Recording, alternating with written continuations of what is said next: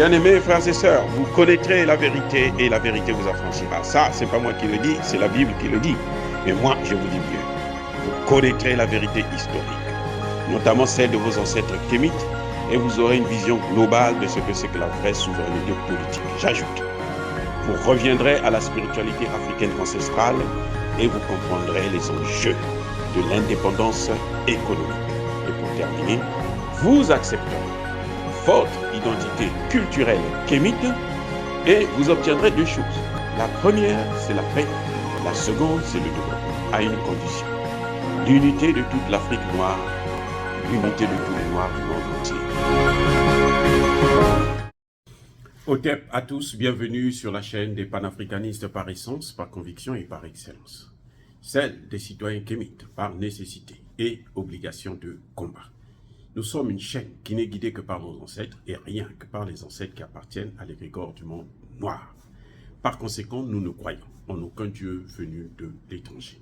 Toutefois, cette vidéo n'est aucunement destinée à inciter à la haine ou à la violence, car nous menons un combat qui est d'abord et avant tout spirituel, intellectuel et démocratique. Ensuite, il est politique, géopolitique et géostratégique. Contre l'impérialisme, le colonialisme, le néocolonialisme et l'endocoloniat, qui sont tous qualifiés de crimes contre l'humanité. Nous menons ce combat sur la base du principe fondamental que nous avons hérité de nos ancêtres kémites, qui est celui de la Mahat, c'est-à-dire solidarité, vérité et justice. Vous êtes donc en droit de connaître la vérité et nous avons l'obligation de vous dire la vérité, rien que la vérité, afin que justice soit rendue au continent africain. Et ça, c'est notre modeste contribution dans cette noble lutte en faveur de la souveraineté, la dignité, la solidarité et l'unité africaine. C'est exactement ça que nous appelons le panafricanisme. Bien-aimés frères et sœurs, la dernière fois, je vous ai dit que les démêlés d'Ousmane Sonko avec la justice sont des affaires individuelles. Et je persiste et je signe. Mais, lorsque les juges ne rendent pas justice, lorsque les juges commencent à faire la politique à la place du droit, alors ça nous concerne tous. Et c'est là que nous devons intervenir. Et c'est pour ça que je me permets aujourd'hui de revenir sur l'affaire Ousmane Sonko. J'ai déjà dit concernant la candidature de Macky Sall, selon le Conseil constitutionnel qui avait donné son avis il y a plusieurs années de cela, Macky Sall a le droit de postuler pour un troisième mandat, c'est-à-dire un deuxième quinquennat. Mais, je le dis dans ma vidéo aussi, que pour des raisons morales et politiques, M. Macky Sall ne devrait pas se présenter afin d'apporter la paix au Sénégal. Mais ça, c'est un choix personnel. En revanche, je dis aussi que Ousmane Sonko n'a pas le droit d'inciter la jeunesse contre la justice ou contre le pouvoir en place, contre la police. Parce que ce n'est pas sérieux. Mais je constate, en ce qui concerne l'affaire Sonko-Adji Sarr, qu'il y a quelque chose qui ne va pas. Il y a quelque chose là qui est scandaleux. C'est scandaleux.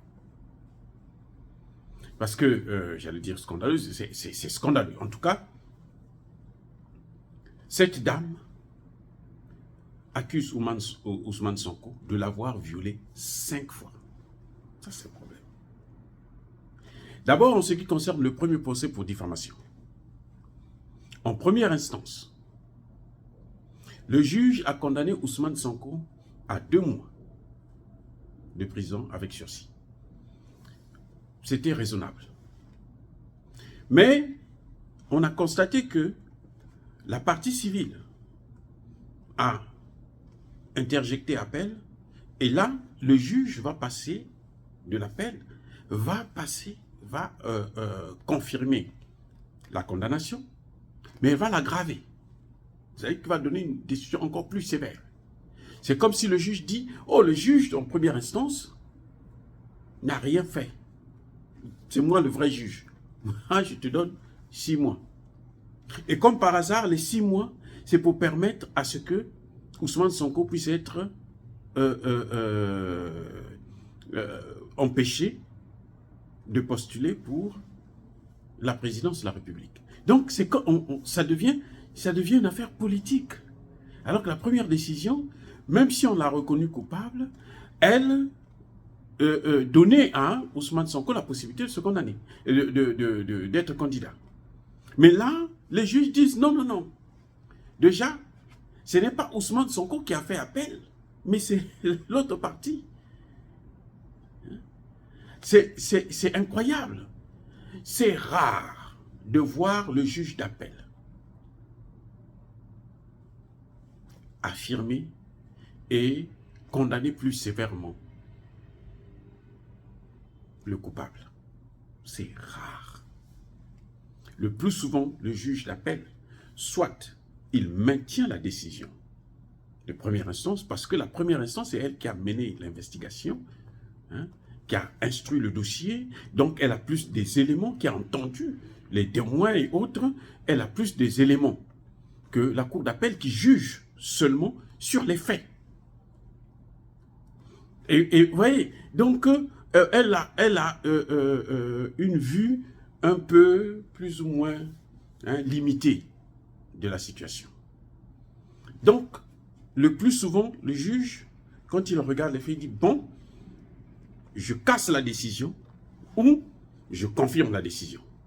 Mais il ne va pas diminuer la peine ou augmenter la peine. Non. À la rigueur, ce qu'il fait, c'est qu'il renvoie vers une autre juridiction de première instance. Pas le même juge, mais un autre juge de première instance qui va revoir l'affaire dans son entièreté. En général, c'est comme ça que ça se passe. Donc là, on voit très bien que c'est comme s'il y avait une volonté d'empêcher à Ousmane Sonko d'être candidat. Et le deuxième élément, c'est que dans l'affaire Adji Sarr, là, le juge, putain, c'est incroyable. Il n'est pas passé par le dos de la cuillère. Et on sent que ce n'est pas une décision juridique, mais c'est une décision politique. Et c'est deux éléments différents. On dit que Ousmane Sonko aurait violé cette dame 5 fois. 5 fois 5. Pas le même jour, hein, à des dates différentes. Donc chaque fois qu'il a envie de violer, il vient, il viole la dame, il s'en va. À 5 reprises. Nous savons aussi que Ousmane Sonko n'a pas d'arme. Sauf si la cour peut nous le démontrer. Et c'est pas sûr qu'il se balade avec un canif. Parce que le viol est toujours précédé d'une agression. Vous ne pouvez pas violer quelqu'un comme ça et puis... non, la personne va se débattre. Elle va crier, elle va pleurer, elle va ceci, et puis vous forcez. C'est comme ça le viol. Ça ne peut pas se passer comme ça 5 fois, dans un milieu public, parce qu'il s'agit d'un salon de coiffure, c'est un milieu public. Et c'est public. Donc, Ousmane Sonko vient, et client ou pas client, il prend la femme, il l'amène à côté, et puis se met à la violer. Et comme par hasard, cette dame ne s'est jamais plainte auprès de sa patronne. Jamais rien dit. Il n'y a jamais eu de témoin.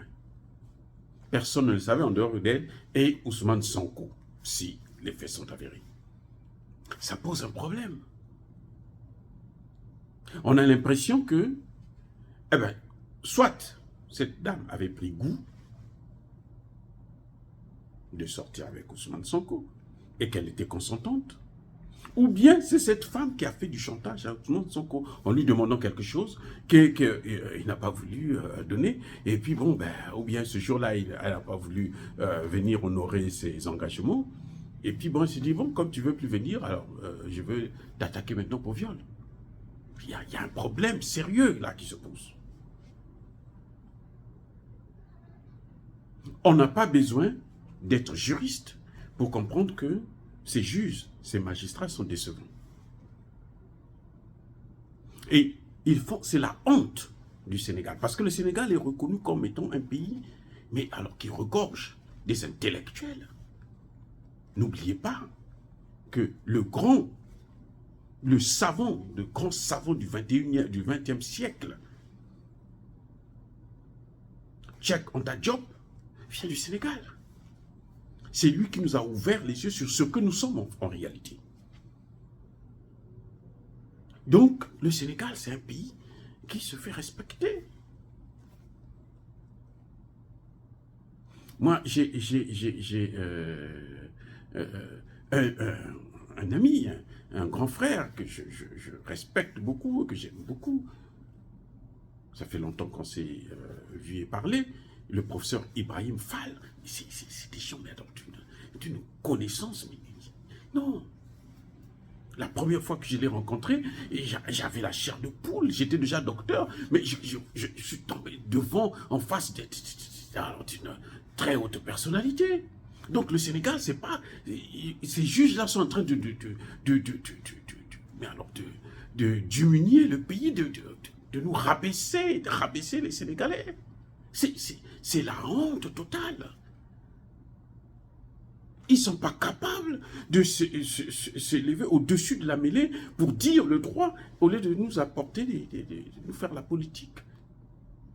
Sans le savoir, c'est incroyable ça. Même s'ils ont été payés par les Occidentaux. Ça n'a pas de sens. Et le pire, ce qui me fait intervenir, c'est quoi? C'est que, vous savez, je me rends compte que le Sénégal est attaqué. Oui, le Sénégal est attaqué. Dans le sens où, vous savez qu'ils veulent occuper le golfe de Guinée.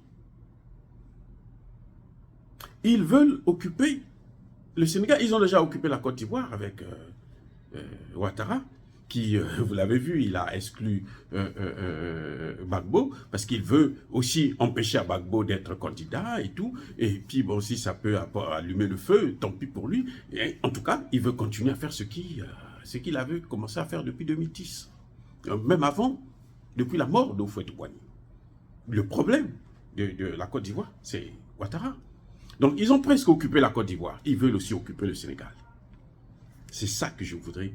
Ça, c'est mon message le plus important. Le Sénégal est attaqué par les puissances occidentales en utilisant Macky Sall. Pourquoi je dis ça?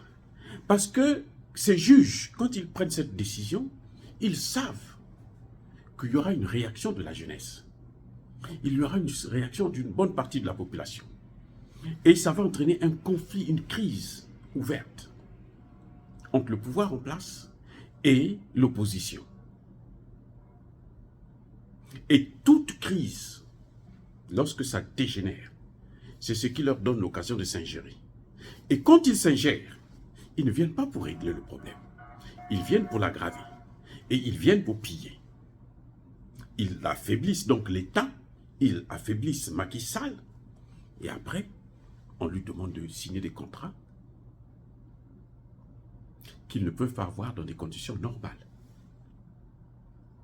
Et ça leur permettra, s'ils occupent, je vous ai déjà dit dans une de mes vidéos, que les États-Unis veulent installer une base militaire au Sénégal. Et oui, ce serait la meilleure occasion. Parce que cette base militaire, c'est quoi? Mais c'est pour viser le Mali. Ce sera plus facile d'attaquer le Mali. Ils sont au Niger. Et là, avec le Niger, il n'y a pas de littoral. Maintenant, ils viennent au Sénégal, il y a le littoral. Les bateaux peuvent venir, les avions de combat. Et puis, on peut attaquer. Ils ont déjà la Côte d'Ivoire.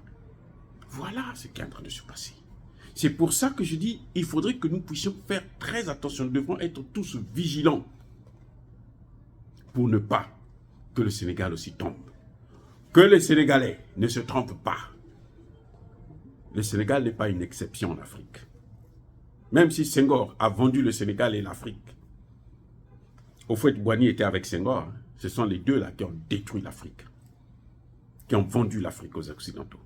Vous avez vu ce qu'ils ont fait à la Côte d'Ivoire? Et ce qu'ils sont en train de faire actuellement? Tout ce que vous voyez là, quand Alassane Ouattara veut casser toutes les maisons d'Adjamé, vous croyez que c'est pourquoi? C'est pour donner ça aux Occidentaux. Oui, c'est pour donner aux hommes d'affaires. Donc, le Sénégal n'est pas une exception.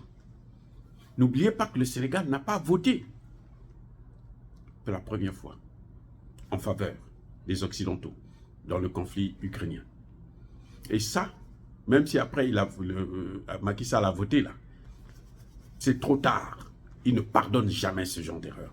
Macky Sall est allé flatter le blé pour eux là. C'est trop tard. Il ne pardonne pas. C'est fini. Donc nous devons faire attention. Et les magistrats sénégalais doivent le comprendre. Parce qu'il ne faut pas qu'ils pensent, parce qu'on leur a donné de l'argent, des visas et des maisons ou quoi, aux États-Unis, en Europe, qu'eux, ils seront épargnés. Lorsque le Sénégal est attaqué, c'est tous les Sénégalais qui sont attaqués. C'est l'ensemble du continent africain qui est attaqué. Dire cela, c'est inciter à la haine ou à la violence? Non.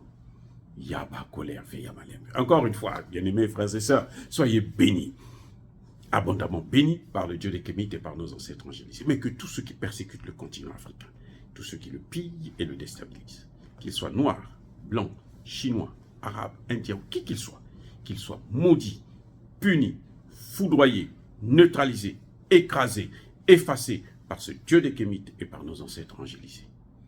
Vive l'Afrique éternelle. Vive le Sénégal éternel et indivisible. J'ai dit et j'assume.